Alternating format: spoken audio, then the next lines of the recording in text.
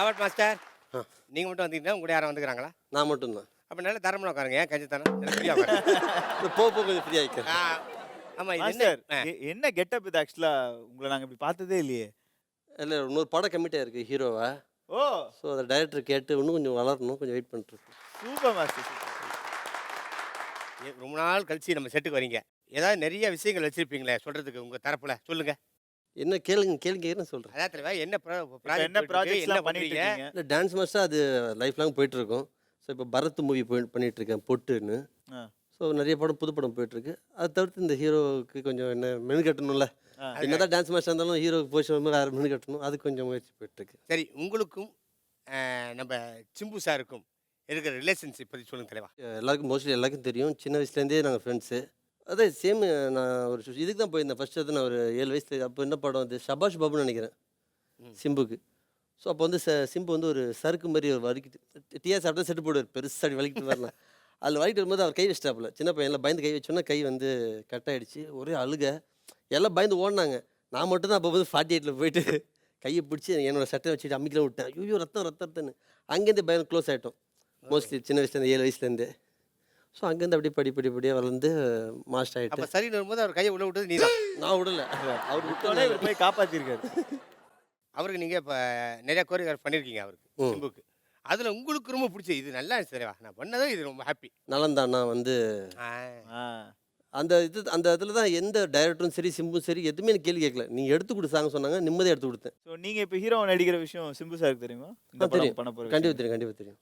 Master master இப்போ dance கற்றுக்கணுன்னா first அவங்க கிட்ட என்னெல்லாம் இருக்கணும்? இந்த திறமெல்லாம் இருந்தால் ஈஸியாக டான்ஸ் கற்றுக்கலாம் அப்படின்னு எதாவது இருக்குதா? முதல்ல உங்களுக்கு 2 கால் இருக்கணும். இல்லை மாஸ்டர் இது இல்லாதவங்களை கூட ஆட வைப்பார் இல்லை? கண்டிப்பாக லவ் அந்த டான்ஸ் லவ் பண்ணுறது இப்போ எங்கள் அண்ணன்லாம் வந்து ஜோடியில் பெரிய ஆளாக ஆகிட்டு இருக்காங்க. பயம் இல்லை. அதெல்லாம் சொல்ல சொன்னாங்களா அப்ப அவருக்கு? அக்கா என் டான்ஸை பத்தி பேசுறேன். பீஸ் கேர பிடிங்க போயிடுச்சு இப்போ.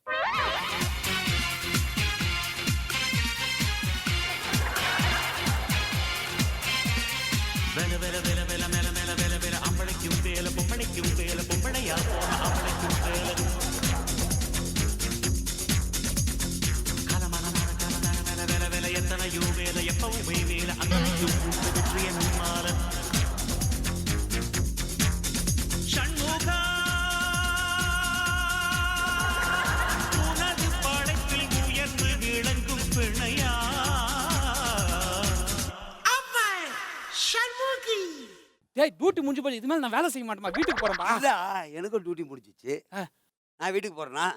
நீ எங்கனா ஊர் சுத்த போ, அதுக்கு நானும் ஊர் சுத்த போறேன். படத்துக்கு இன்னைக்கு போறோம். சினிமாவுக்கா? ஆமா. நானா? இல்லப்பா, என் ஒய்ஃபை விட்டு சினிமாவுக்கு நான் தனியா வா. ஐயோ நான் வர மாட்டேன்பா. ஏண்டா டேய், சினிமாவுக்கு ஒய்ஃபோட தான் போகணும் எவன்டா சொன்னா? என்னடா அப்படி பேசிக்கிட்டு இருக்க?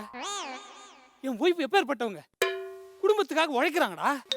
காலகாலமா வேலை செய்ய அவங்க விட்டு எப்படா? டேய் நான் கிளம்புறேன். இருடா, என்ன? என்ன அப்படி உழைக்கிறாங்கன்னு சொல்லு. என் ஒய்ஃப் எங்களுக்காக 4:30 மணிக்கு அலாரம் வச்சு எந்திரிக்கிறாங்கடா. அதுக்கு காரணம் என்னன்னா, மத்தியானம் 4 மணி நேரம் நல்லா தூங்குறாங்கல்ல. மதியம் தூங்குறதுனால தான் விடிய காத்தால 4:30 மணிக்கு எந்திரிக்கிறாங்க. ஆமாடா. காலையில எந்திரிச்சு எனக்கு காப்பி போட்டு தராங்களே. ஆமா, ரொம்ப பெரிய வேலை காப்பி பாடுறது. இது பூரி பொங்கல்லாம் செய்யறாங்களே, பொங்கல்லாம் அதுதான் பொங்கல். இதை விட ஈஸி. எப்படி? குக்கரில் போட்டு மூட்டை வச்சு கொய சோறு கொயன்னு இருக்கு. சமைக்கவே தெரியாதா?